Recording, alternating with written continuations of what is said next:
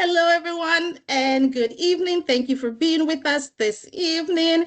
With regrets only from Catherine. Would that be correct, Kim? If so, we are going to begin this evening meeting with our land acknowledgement, which will be read by Ken. The Simcoe County District School Board acknowledges that we are situated on the traditional lands of the Anishinaabeg people.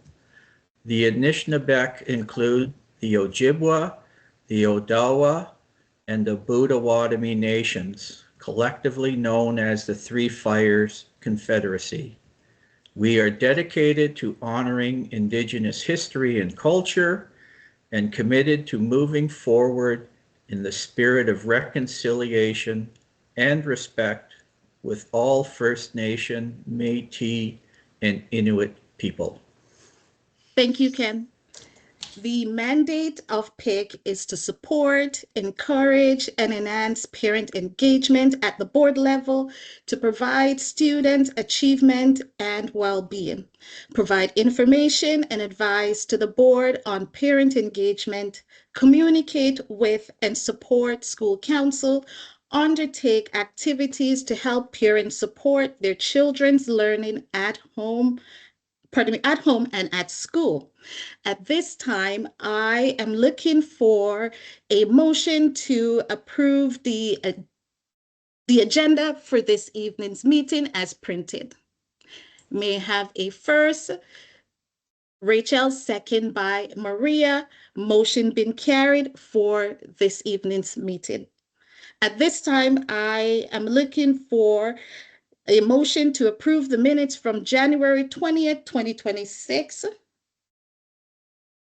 I have some questions. Go ahead, Kip. Okay. Clarification on who is able to attend. I understand it's virtual, but is it just restricted to whom? To the Parent Involvement Committee. Okay. Trustees, sorry? presenters. It will be virtual. Will it be recorded? Ken, I think I'm misunderstanding your question. Are you asking your question in regards to the Connections 2.0 or? Correct, the April 28th event. Okay, so we're going to pause for a minute and we will be speaking towards that later on in the agenda. Okay. Would that be okay? Well, it's just a matter, if it is restricted to PIC, I would like that. No. It's not. I misunderstood your question initially. I thought you were speaking towards the minutes because that's yes, where we are on the agenda. Right, I am. And in the minutes, it doesn't say it's restricted to the PIC. I would like that addition for clarity. It is not restricted for PIC members only. It's for the entire Simcoe County. Okay, so open to the public. Yes, it is very open. Right.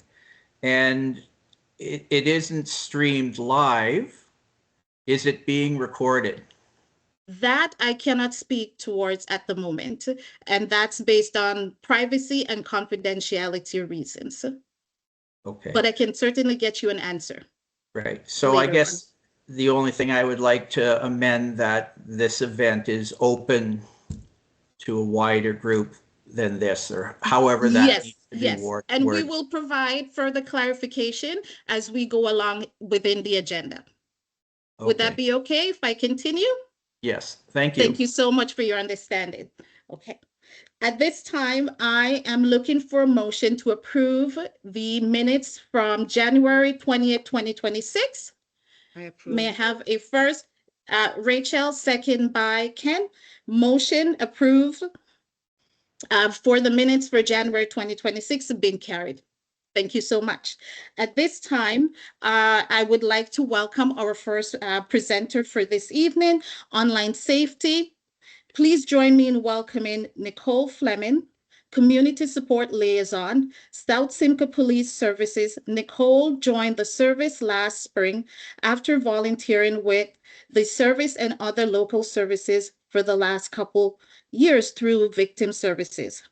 Her focus is to help educate our communities to people, pardon me, so people can feel.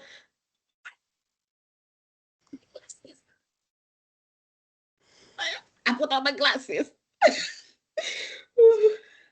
Okay, I'll carry on. So people can feel like they have the right tools to keep themselves safe and have a better understanding of how police support our communities to break down some stigma around the uniform with an extra passion for youth in the area.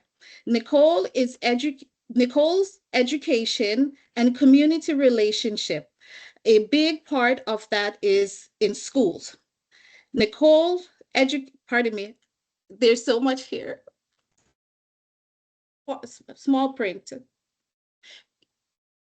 Pardon me. Nicole's education backgrounds were originally in teaching before life and two kids, 11 and 8. Took into a local family-owned financial businesses for the last decade. As a fellow parent of the SCDSB students, she hopes to give some insight and hear feedback on how we can help our kids navigate a much more complex world than we grew up in, especially online. Please forgive me and please welcome Nicole Fleming at this time.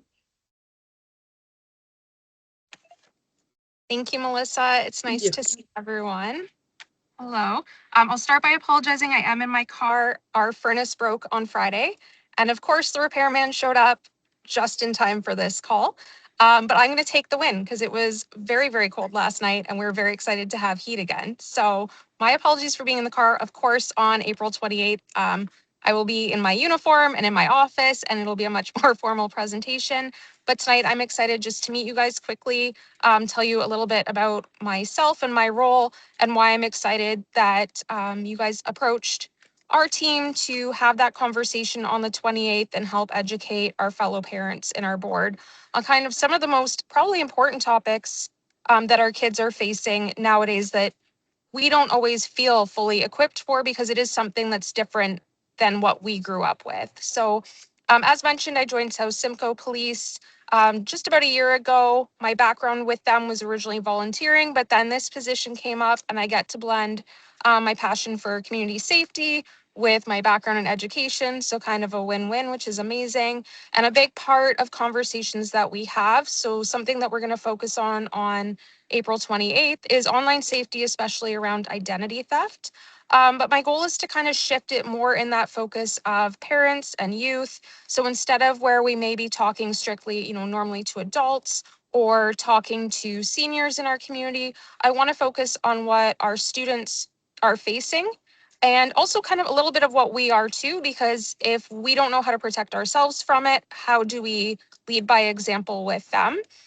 So we're going to cover some different tips on how to be safe online, what to watch for in our kids if they're experiencing something and maybe unsure how to explain it to us, our digital footprint and how to keep ourselves safe online as well as our kids.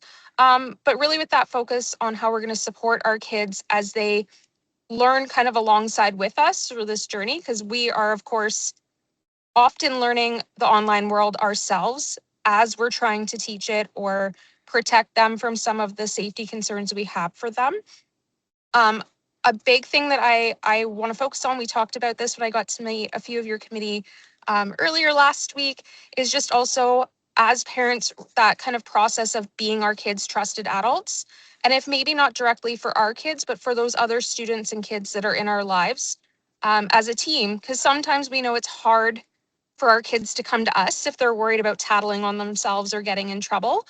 So being that trusted adult in other places in the community to support students, and then hoping that in doing so, other adults are doing the same for our kids. If they don't feel comfortable speaking directly to us, they know where in the community to go and have that safe advice. So I'm looking forward to the presentation.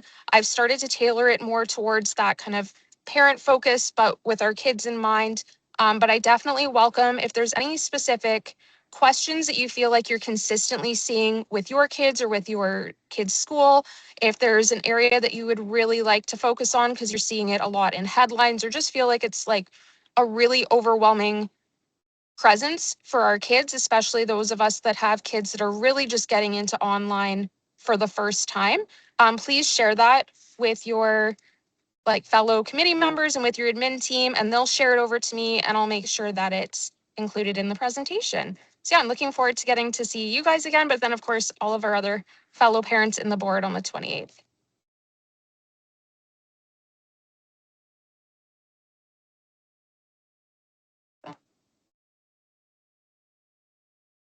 Oh, you're still muted, Melissa.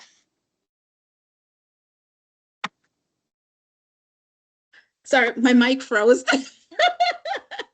What an evening. Oh my gosh. Thank you so much, Nicole, for sharing that information with us. And so Nicole is one of our presenters for Connections that's coming up in April. Carla and I had the privilege of sitting down with Nicole to discuss, some of the topics that will be shared during our Connections. And so I wanted Carla and I invited Nicole to come and share with the committee this evening to see if there was any additional topics that you guys wanted to hear more about, or we're on the right track.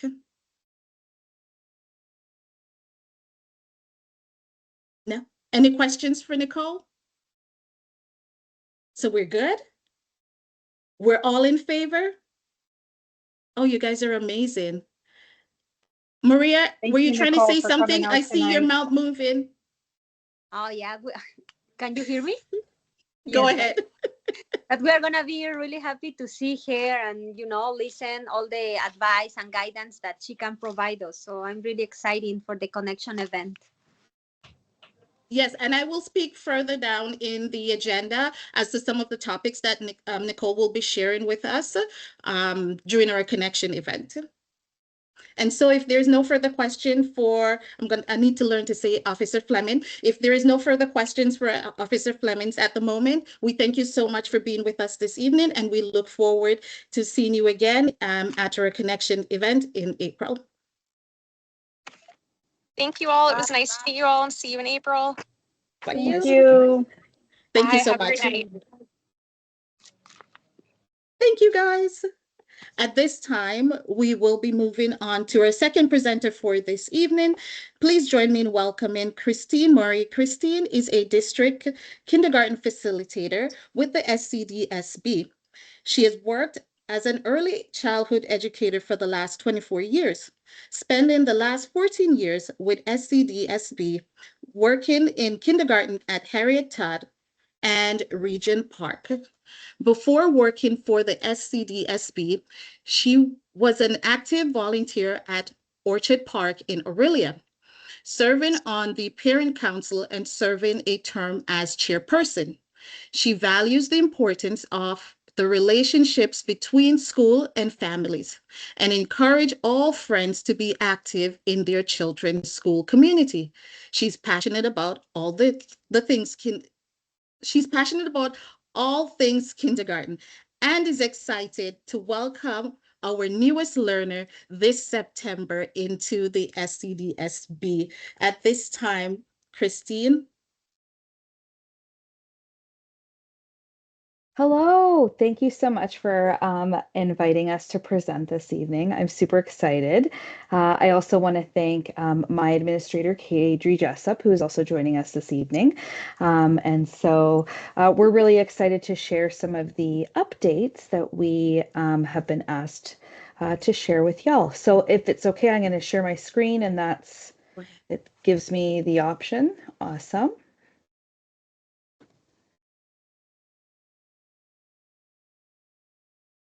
Let's hope this works.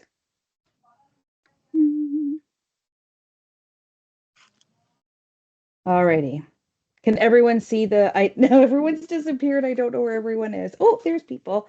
Okay. You're good, Christine. It's bringing me back to COVID, which is which is not exciting. That is not exciting. Thank you so much for having us this evening. So what I wanted to share was that the primary goals of the kindergarten program have remained the same, which is really exciting. And so as you can see here, that's establishing a strong foundation for learning in the early years and helping for us to help scaffold that bridge from wherever they're coming beforehand into the public school system. And obviously we want them to reap the many benefits of social interaction, and kindergarten is the best way to do that. What we have seen in the new kindergarten curriculum update that's come out that will be in full effect in September of 2026, that's when it comes into play.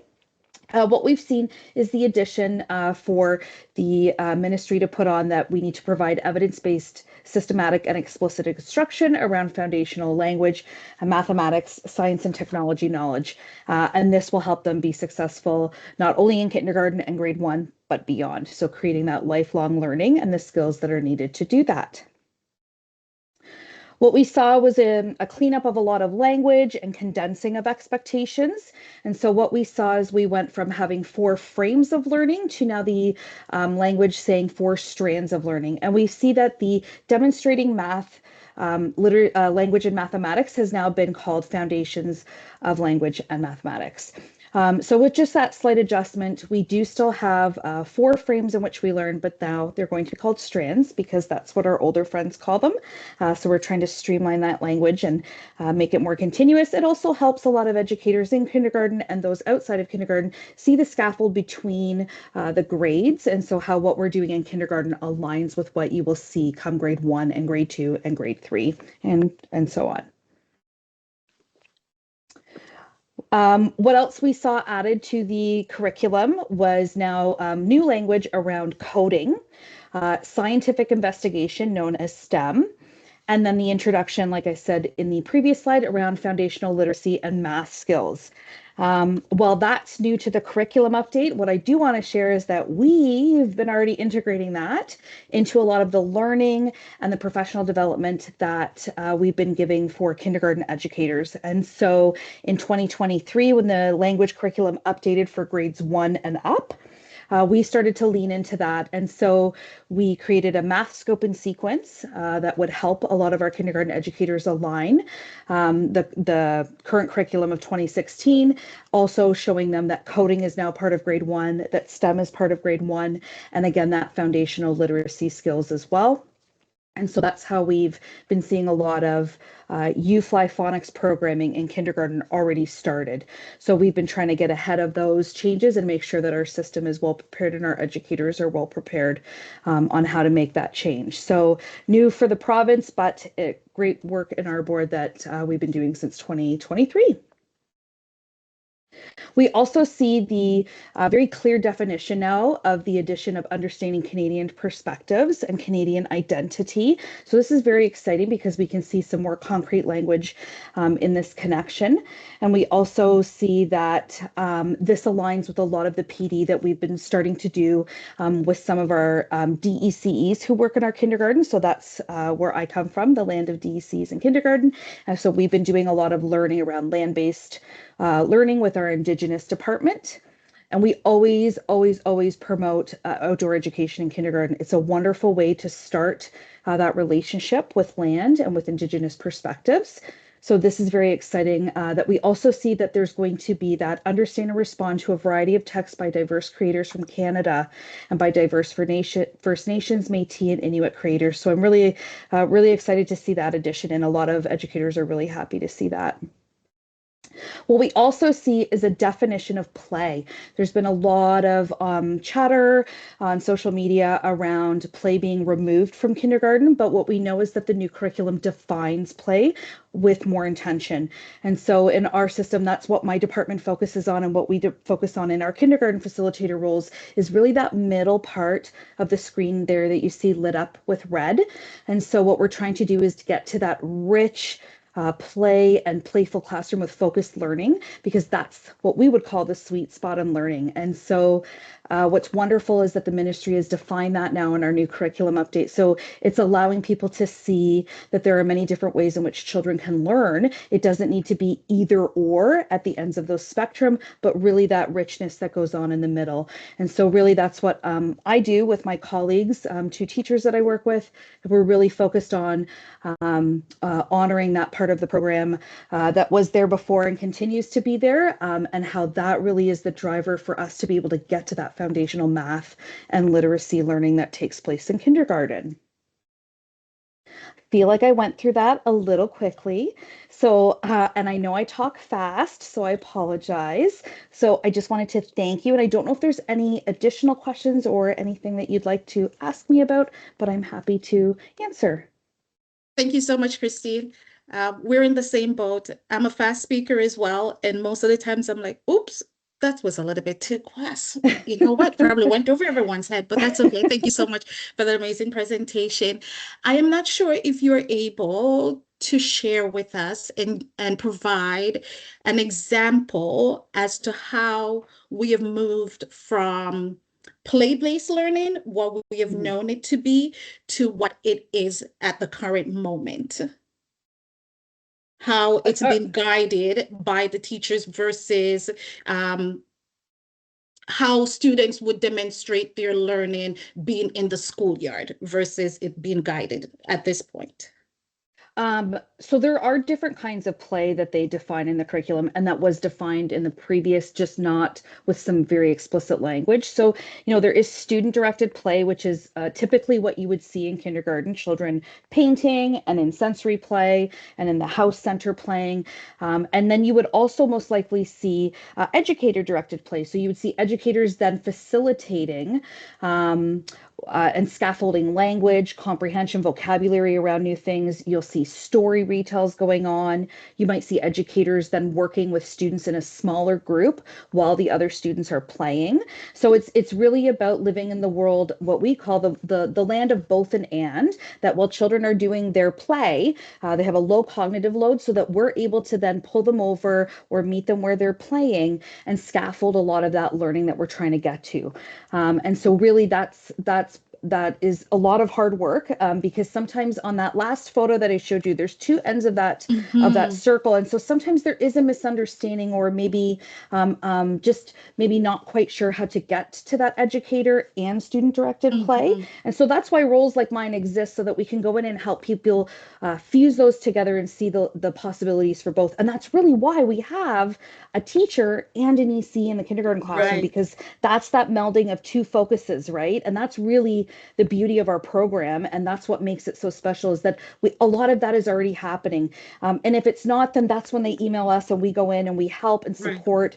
It's always the basis of our PD as well. Like, how do we live in a land where children can self-regulate and do the things that they were naturally meant to do, while we also give them those foundational skills that they need. So really, it's leaning into those two goals and making them work together. I don't know if that answers the question. Yes, it certainly did. Thank you so much for that. Sydney, you have a question for Christy? Yeah, more just a comment. Thank you for the presentation. I have a child who's now in grade 2, and then also one in SK. And so when you were going through, I was kind of confused a bit, because I see that they are very much everything you're already doing. And then when you said that our board kind of switched to that a little bit earlier, I was like, oh yeah, that's how it's always been from my perspective. So I just wanted to say, great job. Thank you. It's working. Yeah, well, and that's really it. Like we were ahead of the game in the foundational knowledge piece. So I feel that our educators have already been in this place and living in this reality, that for them, they're like, yep, we know what we got to do. We've already been doing this learning and already having these conversations, right? Yeah. Thank you. Fatima? Hi, sorry, I missed a bit there, so I hope I don't repeat anything. And I hope I don't have anything in my teeth, I'm sorry. So my son is in SK right now, and I have one in grade 2, one in grade 4. So they're just, I would say, recent years kindergarten kids. So one thing we've noticed, so I know with my son's class, they've started reading and doing like 3-letter words and, you know, sounding out letters and stuff like that. But I know other parents who have kids in other classes, their teachers are like, nope, our kids are not ready. We're not going to do that. So when these kids now go to grade 1, there's going to be half of them who can read and then half of them who have no idea. So like with this new curriculum based, is that going to be something that's going to be more like coherent through all the classes, or is it just still teacher based, or are they going to be expected to cover a certain amount?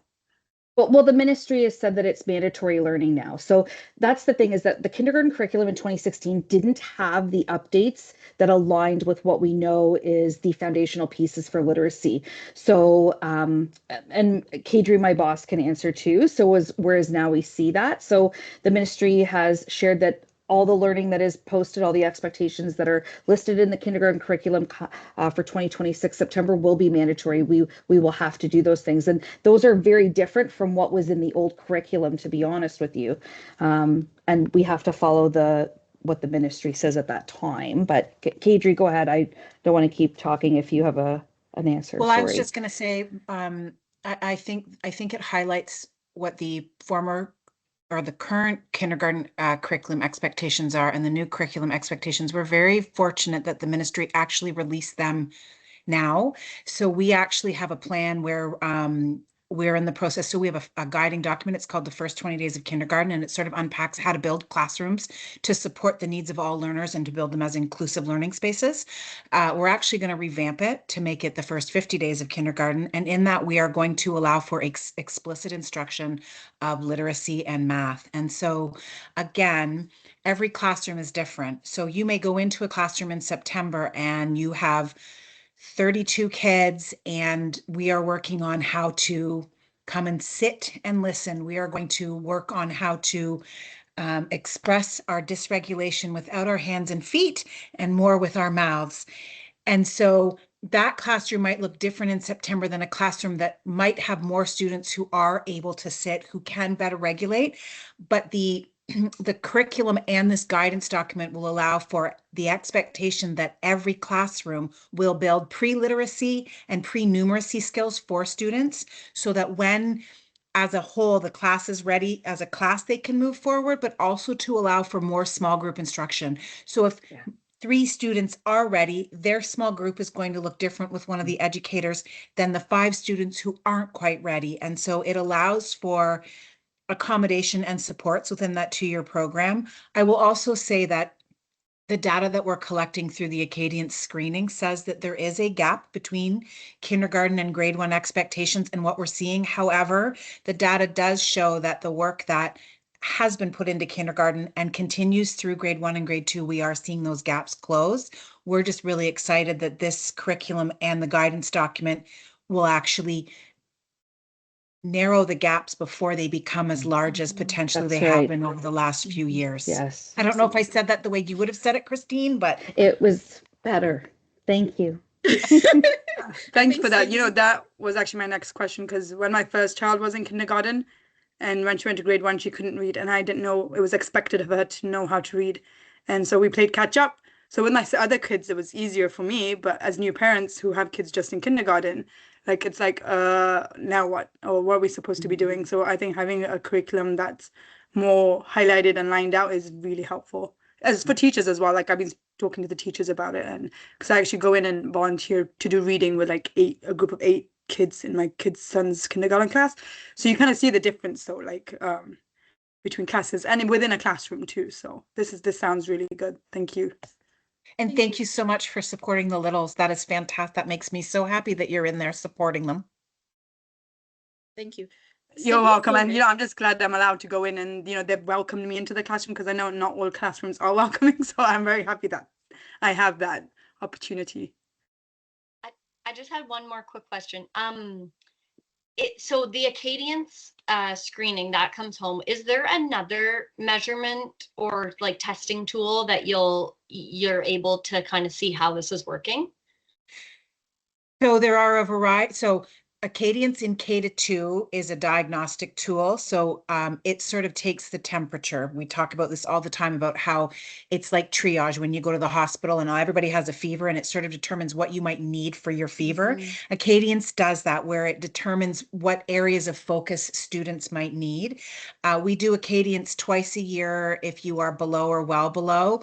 There are other diagnostic tools that teachers can use, such as Words Their Way. There are a variety of approved diagnostic tools. I will say, though, that it's consistency. So whatever teachers are choosing to use, they have to make sure that they are not only doing the testing or the diagnostic, but making sure that they're then using that data to drive what students actually need in that whole or small group. Right, that makes sense. Thanks. Yeah. Is that, I have a follow-up question. Is that data being shared with parents, or is that between the school and the school board? Which data? The Acadience Acadian data? data, yes. Yeah, so the way Acadience works, so it is ministry mandated, so it is very it is very prescriptive. So all students kindergarten to grade 2 at the beginning of the year, typically the month of October, every child year 2 to grade 2 is screened. If you fall below or well below, you will then get a second screening in the middle of the year. And we are doing our best with the 17 early reading screening staff that every student who falls below or well below will have the opportunity at some point in time in the year to get a block of small group instruction with that staff. The ministry has mandated that all students get the first result. So this report card in February, if you had a child from year 2, 1 or 2, you would have gotten the report. What happens to on the report card, it'll say the date of the screening, met, not met. If your child was re-screened, and that is literally wrapping up today. Actually, we just finished the month of screening. If your child did better at the middle of year, it will be reflected at the end, but you don't get the letter with all of the results. It just moves the screening. So if your child was screened a second time and they scored the same, it stays the same. If they were screened a second time and they went up, that will be reflected in term 2 report cards. But the letter itself only is mandated to go home once a year. Got it. Okay. And Carla? I would say, and the last thing, because you're all parents, I would say that it's not really about the results, right? Like you can ask your teacher how my child did on the screening, and it's really how are they doing and what are the strategies that are being used in the classroom, more so than whether or not they are at below. Because it's really about what does that data say and what does it then look like in the classroom to move students forward. Yeah. Yeah. Thank you. Okay. Yes, Carla? and I'm welcome, Thank Susan. you. I can come back and address Acadience at any time if Pick would like me to. I Yes. absolutely can. Yeah, Yeah. that I'm would be saying great. yes well in advance. Yeah. Yep. Yes. Yeah. Well, I just have Melissa a just quick answered, question so it's because all good. I have a SK, but I have a son in grade 4 and grade 6, and I don't remember them ever doing that or getting screened that way. We're When did only in that year 3. So this year was 3? mandated in 2023. My first year in the role, it was it's PPM 168, so it's a ministry mandated program, and it started in 2023. So the grade 2s are they've had it 3 years, but that's as far as it goes. We do have Acadience licenses in the system sprinkled throughout K-6. So they may be getting that screening. They don't share the results in the same way because it's not ministry mandated, but it is a tool that we are using to build consistency from K-8. Just the 7 and 8s, it's a pencil and paper thing, whereas kindergarten to grade 6, it's on a tablet and it does the results for you. But you can ask your children's teachers if they are using Acadience in their school outside of K-2. Because there are a few, we have about 30 schools who are using it. Okay, and one other question, is this tool used in French immersion? Yes, so the way it works in French immersion is it's the language of instruction. So at the beginning of grade 1, the students are screened in English because they would have come out of an English kindergarten. And then middle of year, it switches to French. Grade 2, both screenings are in French. Grade 3, because we do have some using it in grade 3, all grade 3s got licenses this year. We encourage that they do it in both to see where the discrepancies are. But yes, it is in French and English mandated kindergarten to grade 2. Okay, so I can ask my son's teacher. Perfect. Thank you. Yeah, absolutely. Yeah. Any other questions? Okay, if there's no further question, thank you, Christine. Thank you, Kadri, for being with us this evening, and we look forward to having you back. Anytime. Thank you so much. Thank Thank you, you. Christine. Thank you. Well, that was wealth of knowledge. Yeah, that was good information. I appreciate that. We should have them come back because it'd be good for parents, right? And how parents can support their kiddos at home. Because some of us are not familiar with this program at all, or if their kiddo's been assessed. Let's hope I'm not moving off agenda topics. But yes, that was really good information. Okay, moving along, pick members update, mental health and well-being. No, pardon me, item for information. Pick members, mental health and well-being update. Mental health and wellness will be a standing item on our agenda moving forward. Please bring any questions to our meetings where we will have someone from the Mental Health and Wellbeing Department. Please welcome Dawn Franks, SCD SB Mental Health Lead. She's here to speak to parents, caregiver by Youth Side webinar being hosted by School Mental Health Ontario. Dawn? Thank you, and thank you everyone for having me tonight. I am just going to provide a very brief update just for your awareness of resources that have recently been shared to us from School Mental Health Ontario. And I'm going to share my screen. Can everybody see that? Yeah. Yeah. Okay. So I know back in the fall, at one of the PIC meetings I was at, we shared that there is a public-facing website from School Mental Health Ontario. And just a reminder that School Mental Health Ontario is funded by the Ministry of Education to provide quality resources and supports to school boards and staff and students and parents. And they'd released information for parents called By Your Side. So you simply just can Google School Mental Health Ontario.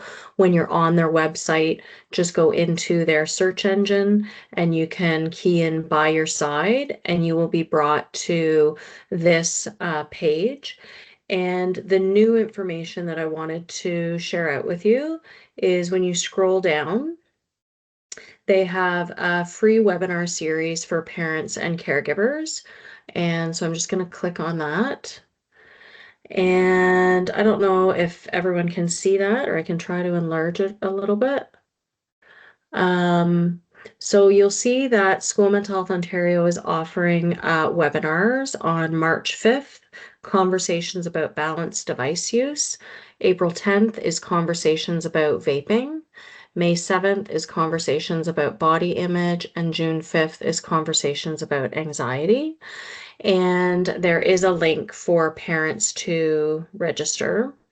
And in regards to these webinars, my understanding is that the information will be promoted out through the March school newsletter, as well as we're working with the communications department for there to be, I think, a media release. And Jamie Campbell, who's on with us tonight from communications, please correct me if I'm wrong, but also promote it out through social media. Is that correct, Jamie? Yes, that's right. Okay, thank you.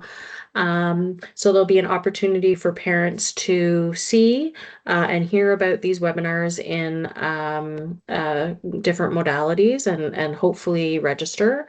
And then also, I just wanted to share with you that previous webinars that School Mental Health Ontario has done, I believe starting last year, they've provided access to those webinars that were recorded at the time.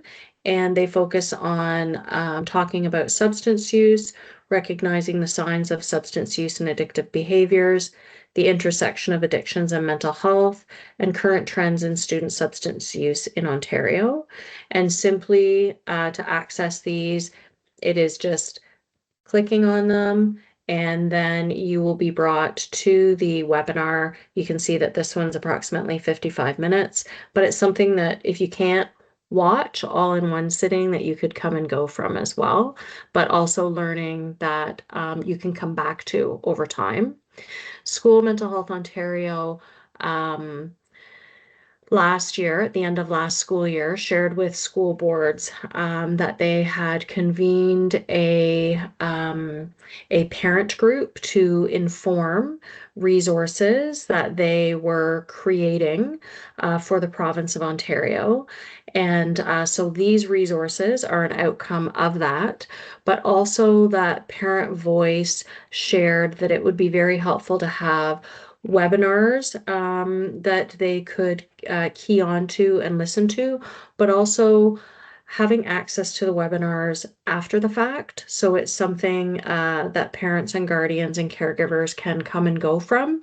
And if a particular challenge arises next month, just knowing that this resource exists and that you can come back to it to do some learning and check your thinking and maybe get some guidance in terms of how to manage the challenge that you might be experiencing with your learner. So that's our update for tonight. Just wanted to bring it to awareness and share with you that we will be sharing it out with the school communities through those avenues. Thank you, Dawn, for that information. I am pretty sure parents will find this type of information resourceful, especially in the climate that we're in, the current moment, with students being under technology. There's so many things that's happening surrounding cybersecurity and just their mental health and well-being on a whole, that parents have a outlet somewhere where they can draw from as well, how best to support themselves and their kiddos at the same time. So we are grateful for that piece of information. I wanted to know, in addition to information for, I notice it's like from K to 12, if there are resources for, parents and I'm going to say students beyond that, because sometimes we don't notice the signs until, our students, they've been graduated from high school, entering into university, and that's when we're starting to see signs. And so I wanted to know if there are resources that parents are able to connect with. Yeah, so I'm not directly familiar with resources beyond our education system in terms of what maybe colleges and university and trades might be offering. Certainly, there's resources through our community services, such as New Path, CANARC, Canadian Mental Health Association. They offer promotional information as well for parents and understanding. I would say, though, just in general, that topics, and especially topics that focus on learning in regards to students that might be in the teenage years, a lot of that information is transferable to whenever students are in the post-secondary years. Just being able to notice, whenever somebody's withdrawing, whenever they are becoming more protective over their device, etc. I don't think necessarily that those signs change, and that there's a lot of information that's transferable to young adults as well. Okay, thank you so much. You're welcome. Are there any questions for Dawn? No? We all tapped out? Okay. Thank you so much again, Dawn, for being with us this evening, and we look forward to having you back in the near future. Thank you. Have a good night, everyone. You as well. Thank you. Moving along. We're getting quiet on me. Come on, it's my birthday. We're supposed to be celebrating. Had to throw that in there. Okay, time for PIC update. Let's stay on task. PIC members update. So I know, pardon me. Yes, Ken? Oh, I have an update. Oh, just a second. Okay. I'm going to let you speak just a second. You're one eager one tonight, Ken. So do I have an update too. For the pick members update, we had one of our presenters shared a tad bit into what she will be presented for us at our connection night on April the 26th. Is that correct, Susan? Make sure I got my date correct. Her name again is Nicole Fleming, and we'll also be having Eureka Job. We've had her presented for us in the past, and Nicole's topics will be cybersecurity centered around identity theft. Does that sound correct, guys? Okay, moving along. What does identity theft look like in 2026? Tips for parents and students around what information is shared online, password, username, oversharing. So good so far? Yep, so good so far. How to be mindful in public chat, roadblocks, report. Nothing in online gaming apps is truly private or gone when deleted, because we know our children like to delete things, but it's still there, right? Password, how secure your password need to be. And your computer stores a lot of information.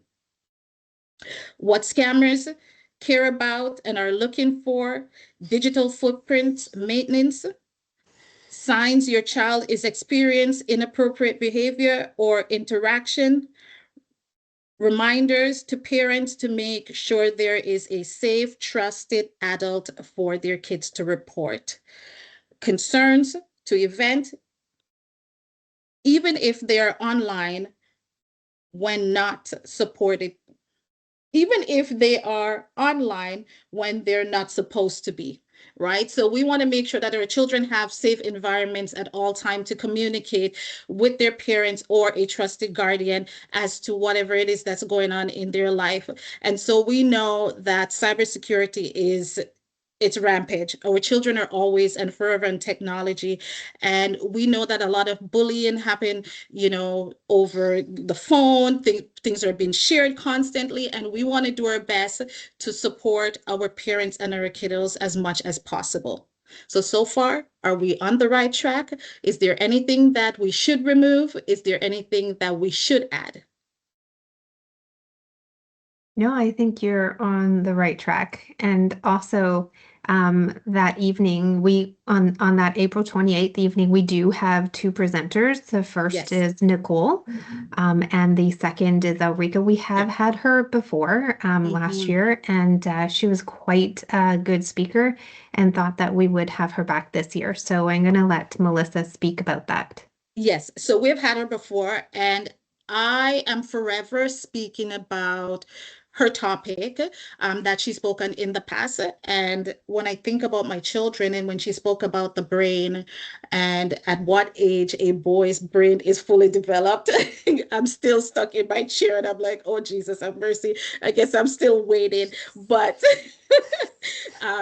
she just comes with wealth of information. And so, Eureka, she will be sharing with us Parent Unplug, replace fear with knowledge, frustration with connection, and saying with doing. Topic of cybersecurity and identity, facts, what to do if your child is in trouble, and how to set up an environment so they are comfortable telling their parents. And so it brings us back, we're in aligned with what Officer Flemings will be sharing, and it all comes back to that safe place, ensuring that our children have a point of contact to communicate whatever it is that they're happening in their world in that present moment. So far, so good. All righty. So before I have Ken jump in, I'm going to speak a little bit as to my pick update. And so I know that pretty much all the schools should have received their approval for their program application by now. And some of them already done their presentation within their community. And so I am hopeful that at some point in time, PIC members, representative, will come back and share some of the positive things that came out of their family of school, communication, community engagement. And if it wasn't so positive, how can we better support them in the future? Because we want to ensure that our schools are doing as well as possible. So that's my hope. Another thing that I want to speak towards is the ministry presentation. Carla and I have been privileged to be a part of 2 Ministry of Education presentations so far. The first one, I think we sat in our seat and we were floored because we weren't sure what exactly to expect. And then we walked away, I'm going to say, with our jaw dropped because we recognize and realize that we are part of a school board who is actually listening and care for our students and our community and doing the best that they can, versus when you sit amongst yourself, you almost believe that you're in a terrible place until you step out and you hear from the broader scope of things what's happening in other school environment, and you're like, oh my gosh, I am eternally grateful to everyone at the Simcoe District School Board, and they do have our best children intention at heart. And so I remember that's where Carla and I pulled one of our topics that we wanted to hear more about from. And it's also connecting and learning from other parents as well. And the ministry takes our feedback very seriously. And if for whatever reason they're unable to answer the questions in that direct moment, we are allowed to share questions. They gather them from the chat and then they follow up and report on those questions that were asked and were unable to be addressed during that presentation. The second presentation we had, which was quite recent, it was centered around mental health and well-being. They're very strict, so Carla didn't get to sit in for too long on that presentation. She got kicked out. So there are strict rules about once you enter the room, you have to identify the school that you're from, your role, and the language that you speak. And I guess Carla did not update her information quickly enough, so she I was got too kicked out. slow. She was too slow, and so she was not allowed to enter the room. We had the privilege of learning about the new kindergarten curriculum that's been rolled out, right? So that was a privilege for us to be at that table to hear about the curriculum. We learned about mental health and well-being. That was the focus for that particular webinar, and how we're best supporting our family of schools, right? What are we doing to ensure that everyone is safe and secure and feel like they want to be a part of parent council, want to be a part of PIC, want to volunteer within our schools. And so I'm so happy that we were doing this for previous years. We call it coffee and chat, correct, Susan? Where we take half an hour before we start our meetings where we can come and unwind. That was a big thing because we know that we start our meetings, you know, at 6 o'clock and we jump right into things. Most time parents are coming from work. Who knows what's going on in everybody's world, right? Like me today, I'm hot. So sometimes, you know, I just need a minute to sort of like, you know, decompress, you know, check in with everyone, see how everyone is doing. It's not a therapy session, but we care about each other and we want to make sure that each and every one of us are doing well. So the focus was mental health and well-being. And so I'm thankful for this committee that we take the time, half an hour before. It's not going to solve everything, but we get to come in and we get to check in with each other, if it's even to say hello. And sometimes hello is just what we need to carry on with this meeting, to carry on with the remainder of our day. The other piece that was shared with us was menstrual equity and their partners that support menstrual equity and the access now that students have, how to locate whatever supplies they need and how that's been expanded. So our ministries at work, our ministries doing what they're supposed to be doing, and they're always looking for our feedback on how they can improve the life of our kiddos.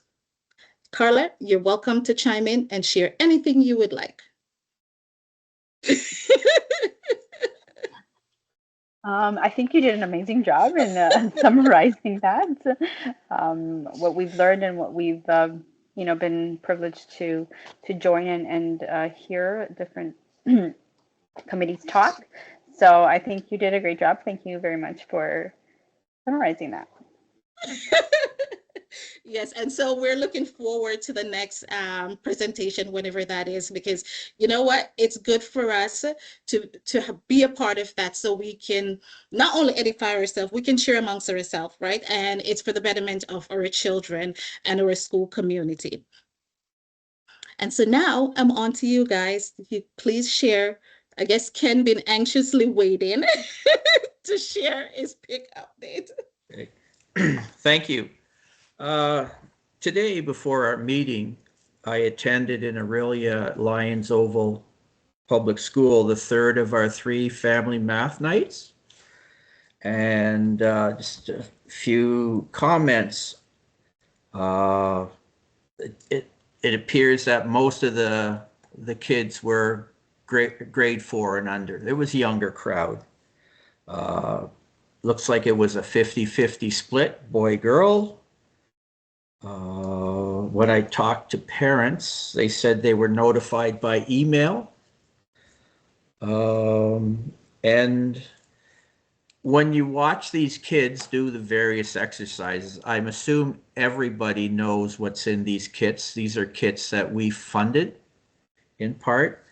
It was amazing to watch the intensity of these kids where the teacher would challenge them to manipulate the blocks or do a measurement.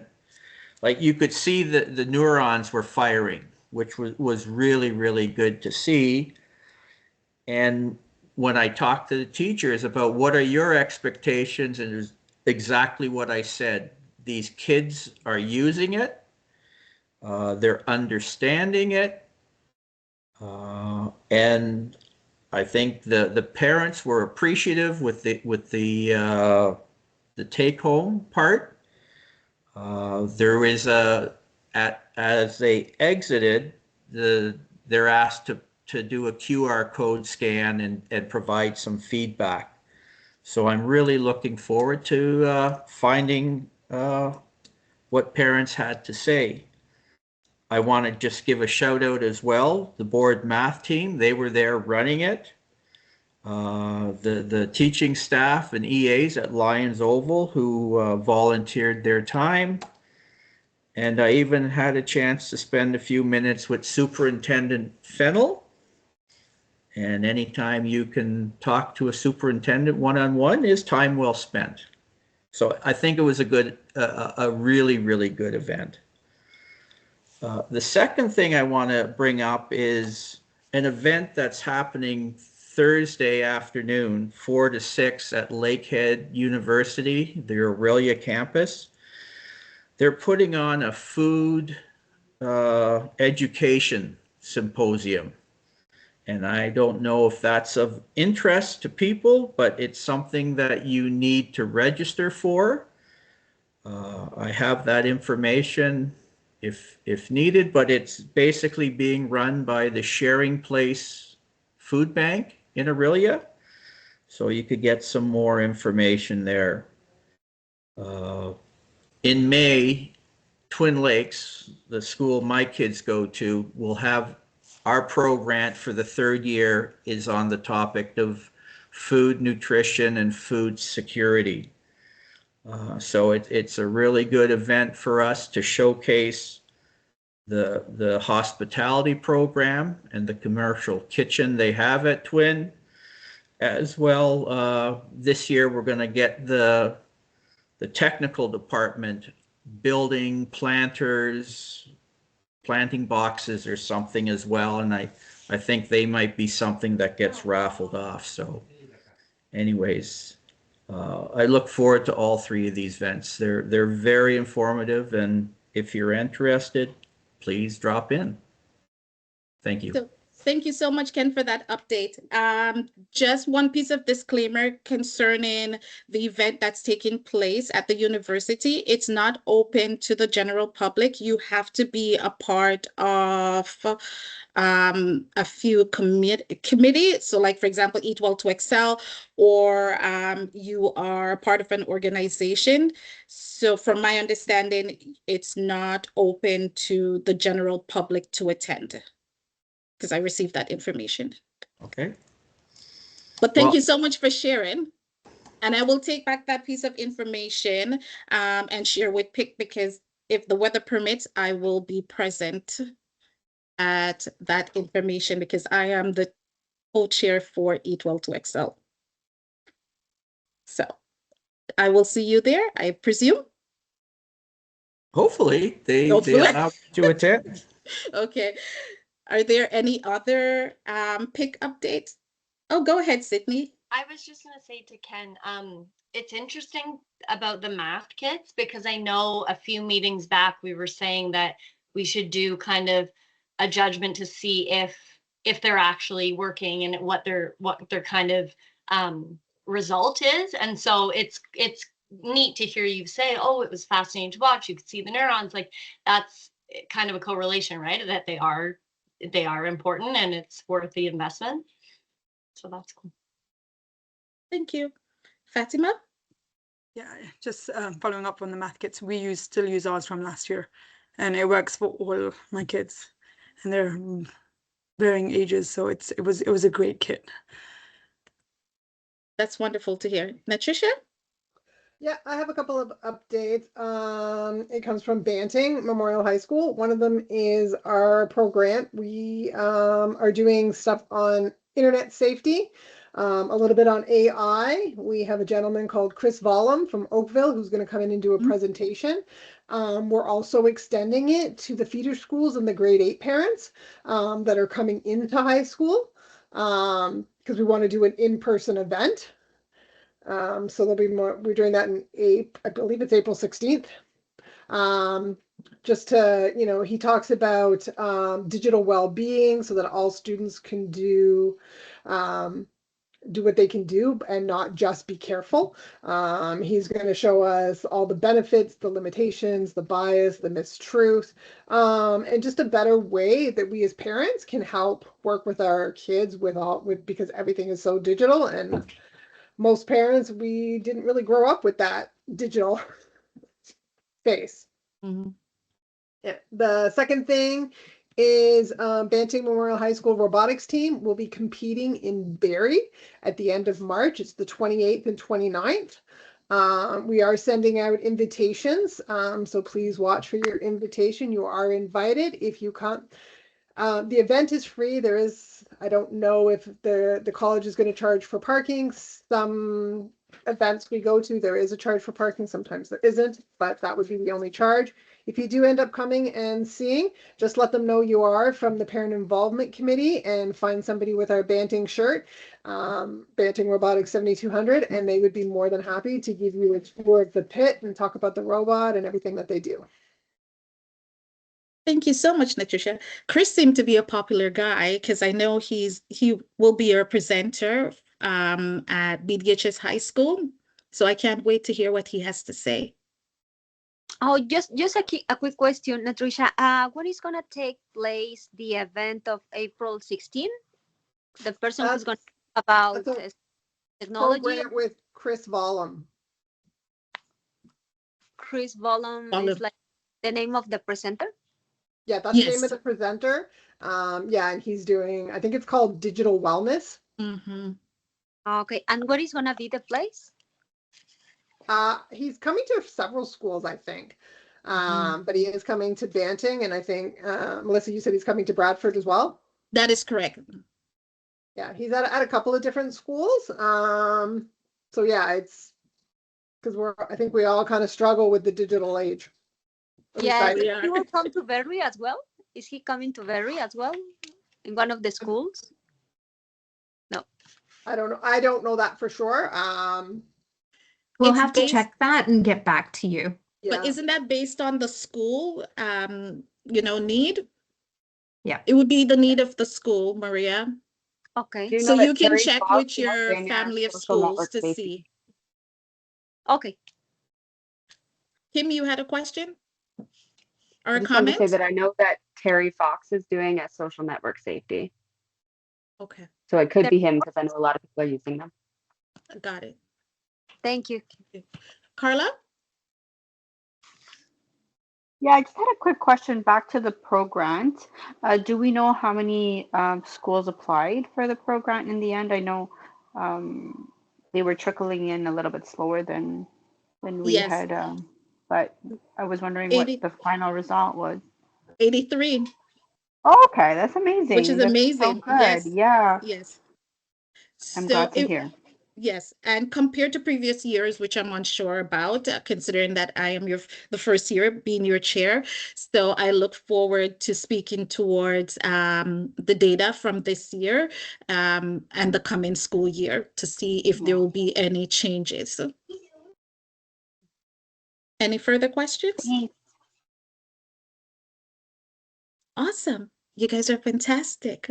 Well, keep the questions coming, keep the information coming, and I look forward to hearing more about what's happening in and around your school because it's great for us to know because that's the only way we can make the changes that's necessary for your schools. In addition to what I had shared early on, I know the presenters were suggesting that for parents who are, out working, as an option for parents is to provide the online virtual option for parents, not to necessarily go in a digital world, but so that parents have the option to join virtually as well for their council meeting, just to support parents' need. Sometimes it's for daycare, whatever the purpose may be, just to ensure that there is additional options for them as well. And it's not just in person, so their voice is heard at the table. Sounds good? Thank you. So I'm going to stop talking and then we're going to move on to trustee update.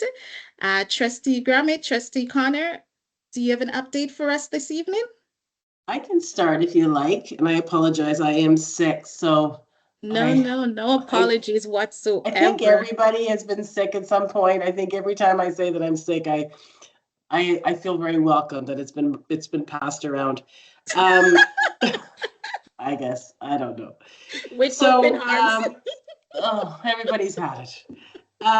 So we had at our program meeting a couple of weeks ago, we had a really great presentation in celebration of Black History Month. We had 2 students join us from Maple Ridge Secondary High School, and these students, it was incredible. They did a fashion show, and again, when I watched the video of their show, and I think you can probably see can you see that video, Superintendent Sadlowski, somewhere? Was it a Celebrates video? No. I believe it was. I'm wondering, Jamie, are you able to? Thank you. Yeah, I'm going to find the link and I'll put it in the chat. Okay, it was great. So 2 students joined us, Adana and Micah. And again, the level of fashion and creativity was completely inspirational. So that was a great thing to celebrate for our Black History Month. We also heard our results from our school climate survey, which again, you can see that on our website. I'm sure Jamie can share the link for that. Amazing results. We had an increase of participation by 3%. So just over 33,000 students participated, which again is what we want, right? We want to hear the voices of our students. So lots of positive, again, increases in that survey. And then we also listened to our Aqueo results, which again, you can see on our website. Again, it just really, the good work that's being done in our schools, you can really witness that and see that in those results. And then last night I wasn't able to attend because I was sick, but we had our student trustees. Does everybody know we have 3 student trustees each year that represent our schools? Sorry. So last night, Superintendent Sadlowski led that, and We have 3 new students who will start in the next year. We'll introduce them at, I think, at our March meeting. But we have one from Georgian Bay Secondary High School, Maple Ridge, and Stainer Collegiate. I don't know if you had anything else. You had shared that the speeches were incredible. How many students did we have participate? It looked like a bunch in the list. We had representation from all schools, and there were a total of 34 people who were online last night. So friends of friends and supporters who came to cheer on each other. And yes, so that was what I was going to report, but that's okay. I'm sorry, I took away your story. Well, you could talk. Anyways, it's always great to see our students. Susan and I oversee our current student trustees, and they are truly, great kids with lots of big ideas, and they certainly inspire us. So I don't know, Trustee Connors, I don't know if you had anything that you wanted to add. You're good? No, I think you got everything. Okay, perfect. Thank you so much. Thank you so much, Trustee Grammett, for that thorough update. I know I keep going back to the school in Bradford. Can you tell I have favorites? Please don't tell anyone that. I know they're having their presentation, Black History presentation, well on their way this week. I think they planned an entire week of presentation. So I can't wait to hear and actually see if they invite me to attend, because sometimes they're like, no, you can't attend. But I hope I get to attend so I can, share with you guys how successful their events were. So I look forward to that as well. Thank you so much again for your update. Are there any questions for? Go ahead, Ken. Yeah, it's always interesting when you can talk to families and parents, all the myriad of things that they can talk about. But I had a conversation about, will we even have trustees in the fall? And I'm just wondering if the trustees, is the province looking to eliminate these positions? And if they are, they must be running out of time to whatever legislation is required, or is that something that could get done by Minister of Education decree? So yeah, they were curious, are there going to be trustee elections in the fall? Thank you. I think we're curious as well, Ken. I think there is a lot of questions being asked about, what is the future look like? What does the future look like for our trustees? I don't really have an answer. I think what I've heard is perhaps when they go back in March for their policy development, that's when we might hear something. That's what I heard recently from my local MPP. But I think, Ken, we're probably very similar. We're advocating, of course, for the importance of our roles, but nothing has been confirmed or denied yet. So we're in the same boat as you. We attended, I think we shared this in the last meeting. We attended a conference in January, and they had a couple of panels. One was a legal panel, one was more of a political, and you heard different speculations in different directions. So I think we'll know when we know. But thank you, Ken, for asking that. Thank you. Again, if there are no further questions, and I am going to move on to the superintendent update. Superintendent Zalewski.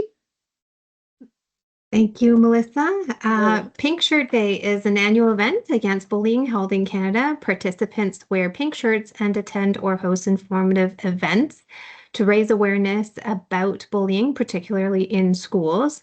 The original event was organized in 2007 by 2 grade 12 students named David Shepard and Travis Price of Berwick, Nova Scotia, who brought and distributed 50 pink shirts after a 9th grade student, Chuck McNeil, was bullied for wearing a pink polo shirt during the first day of school at Central Kings Rural High School in Cambridge, Nova Scotia.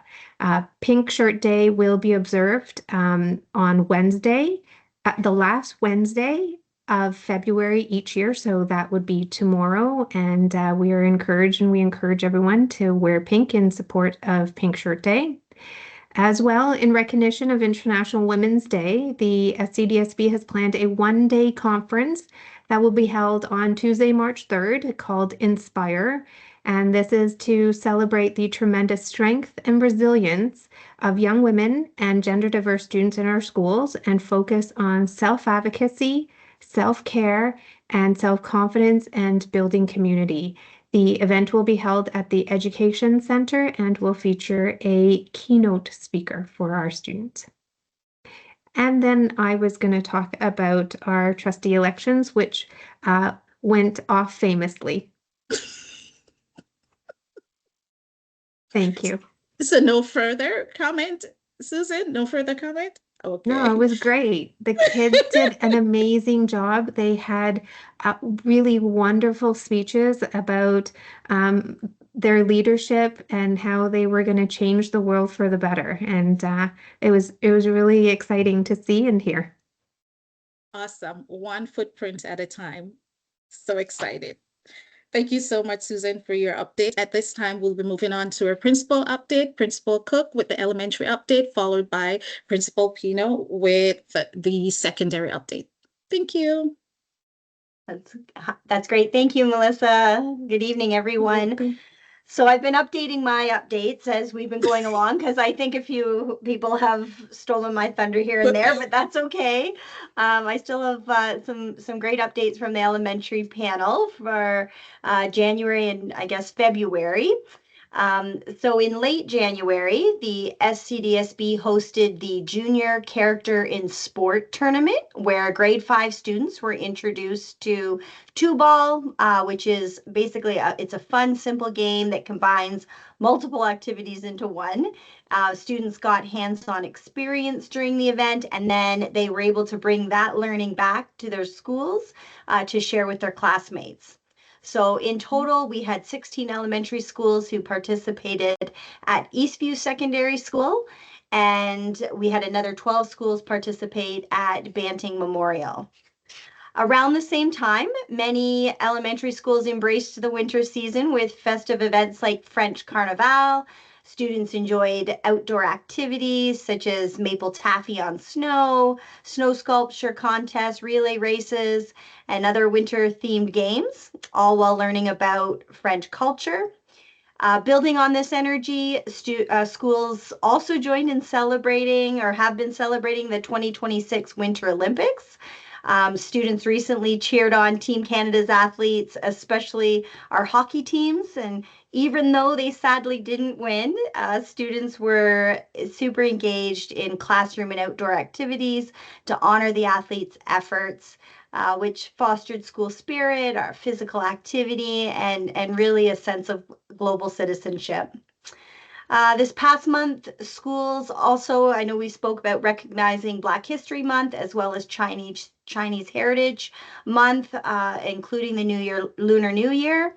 Students participated or have been participating in assemblies. They've been hearing from guest speakers, creating art, music projects, engaged in, daily announcements over the PA system. Some of our student leaders took that initiative on, field trips to various arts activities. So the list goes on. It's been a wonderful month of celebration.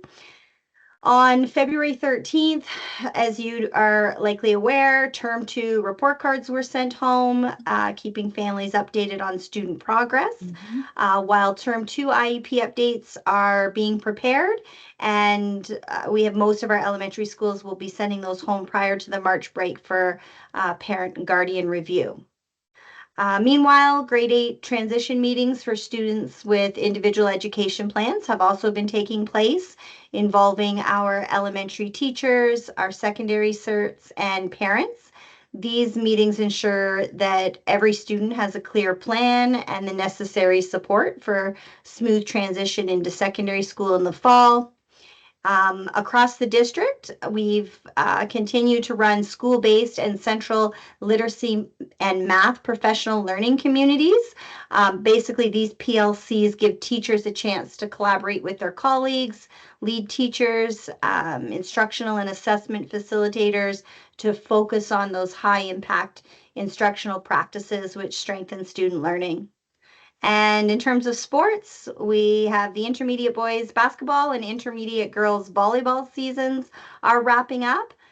Both teams are actually set to compete in regional tournaments tomorrow, leading into county tournaments on March 10th and 11th.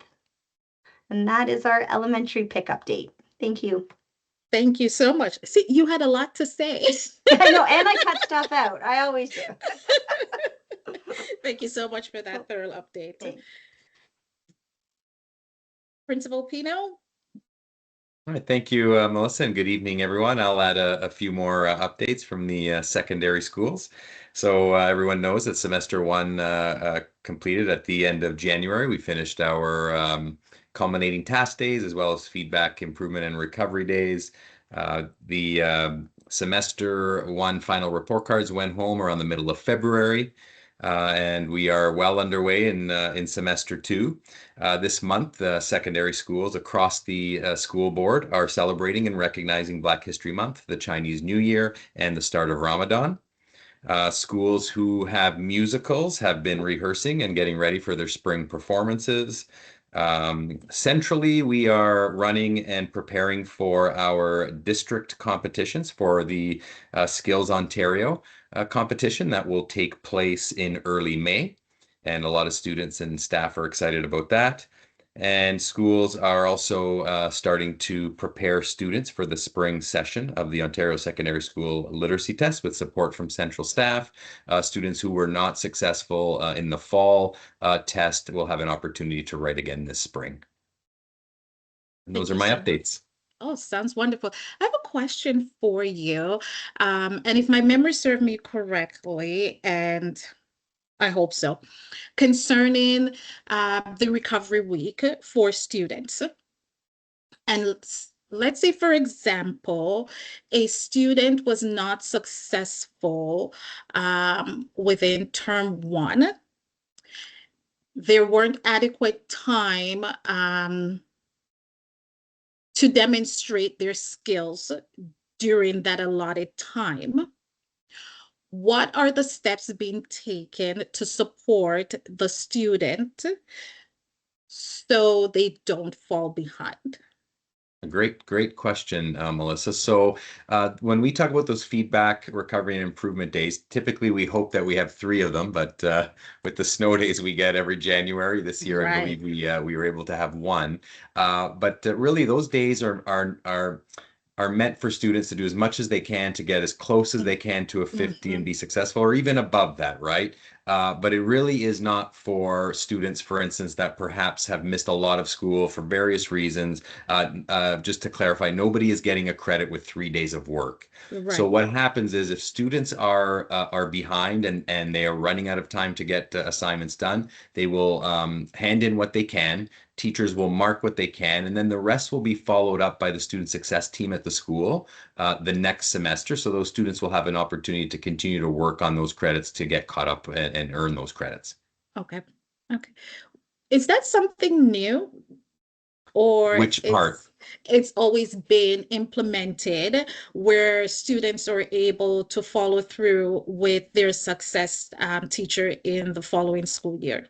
Yeah, credit recovery was an initiative that came out many years ago, and so and with student success teams, and so that has been around for many years. Where if a student is unsuccessful, based on every semester we have referral meetings in a secondary school where a student success team is together with the administration team, and students who are unsuccessful in credits are reviewed. All of their assignments are reviewed, and then a decision is made if they are in a position to recover or potentially may have to retake the entire course based on what they've demonstrated in those expectations. Okay. So I am well familiar with the time that's allotted for the credit recovery to show their skills during that time, whether it's a written skill, verbal, whatever method the teacher decide in that moment, so the student, is able to acquire that credit. The second portion of the statement I was unfamiliar with.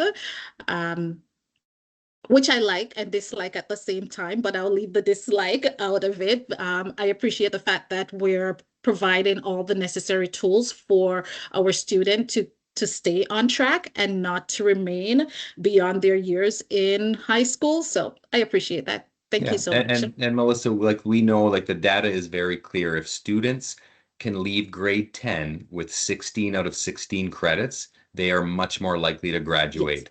And that is a huge responsibility that our schools undertake to make sure that what we do whatever we can to make sure those students have those 16 credits. Absolutely. And I'm not sure if this is right across the school board or it's within selective school. I know that within one of my family of schools for high school purposes, if a student is unsuccessful and remained in one credit as we approach graduation, I know there is a partnership between that parent and the school administrator that they will sign a document, a legal document. Well, I'm going to say a legal document, to say that they will follow through and acquire that credit over the summer break. A contract, yeah, a contract to say that they will acquire that credit over the summer break. So they have the opportunity to graduate with their peers within that time frame. And then later on, once that's been completed, then they will receive their certificate. Yeah, there are situations where the principal can make a decision regarding those different situations. All of those are very unique decisions and unique situations. And so I've had the experience where a student fell ill and it was out of their control. They've been with that cohort for all of their years in school. They were short one credit and the family and the student really wanted to cross the stage with obviously their cohort. So they don't get an actual diploma that No, night. We give no. them the envelope and they have that experience, which we love Yep. to support. And then they do complete it in the summer. And so principals will definitely make those decisions to support families in those unique situations. Thank you so much. You're welcome. May I add something else about that? Yes, go ahead, Maria. Yes, like we always have the opportunity, like there is like a teacher meeting, like we have in every semester. So it's a good chance for parents to establish like the communication with a teacher and parents. So I just love the way that teachers always try to be communicate with parents, even through email, like to keep like update about the progress of the kids. So this is something that is really great that they do that. The teachers are being working so good and so close with the students.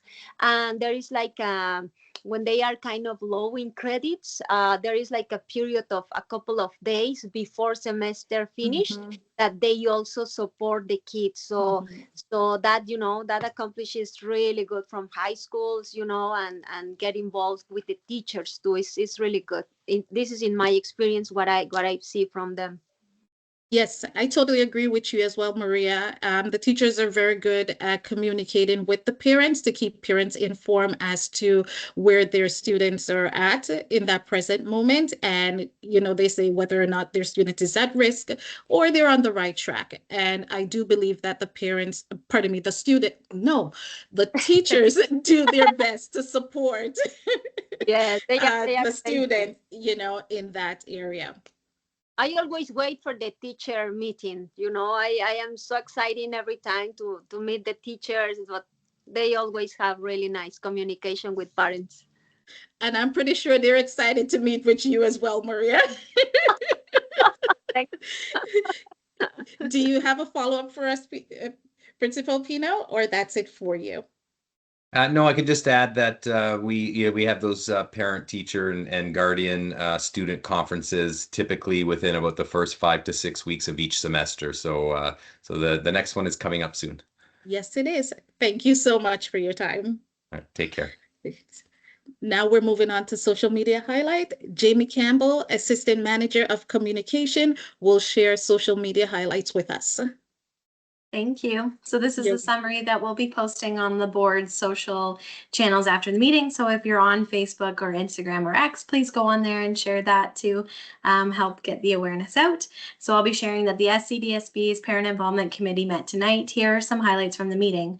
Number one, Nicole Fleming, Community Support Liaison, South Simcoe Police Services, spoke to the information she will be sharing about cybersecurity at an upcoming information session for all SCDSB parents and guardians on April 28th. More details will be shared on the SCDSB website.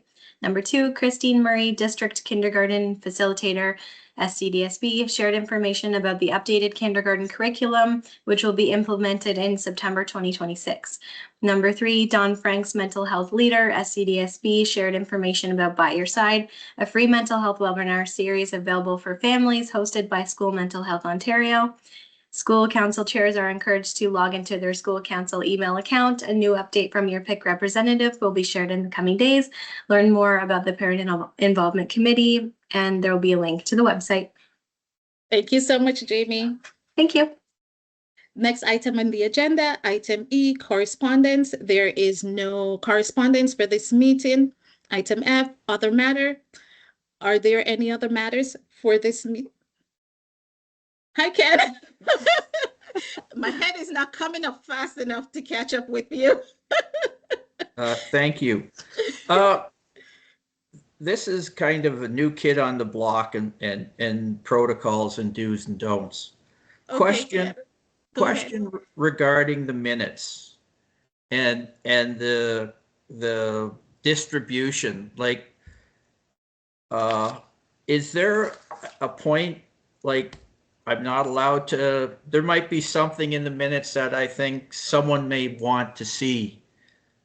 What are the protocols with distributing or talking about it or whatever? Is there, I know these obviously they're unapproved and normally you don't distribute unapproved minutes, or I know this will go to the board. I'm just curious, is there some kind of protocol regarding sharing information in the minutes or anything that we get distributed to us?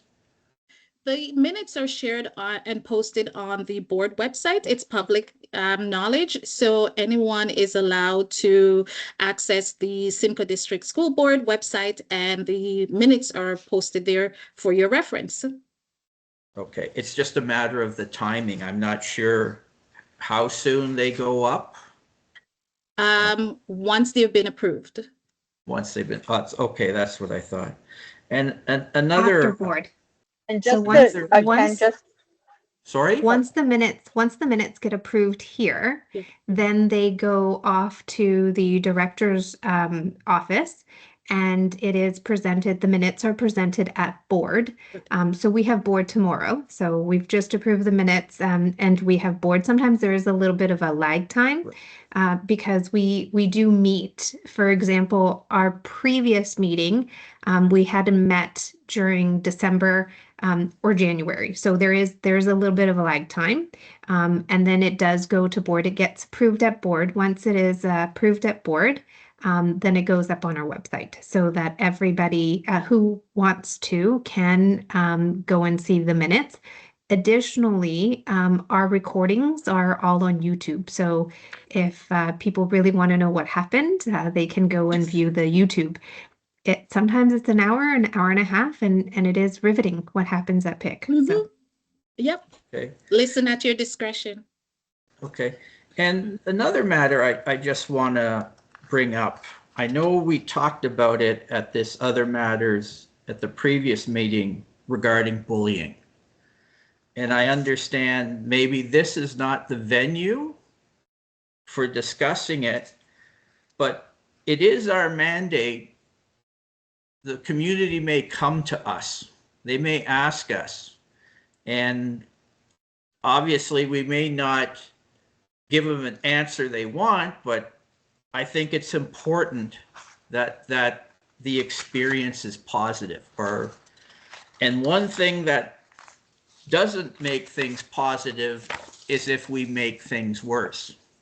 Ken, So may I I'm ask you what you're speaking towards so I'm able to follow like the for story? example, bullying. There are social media. It's in the media.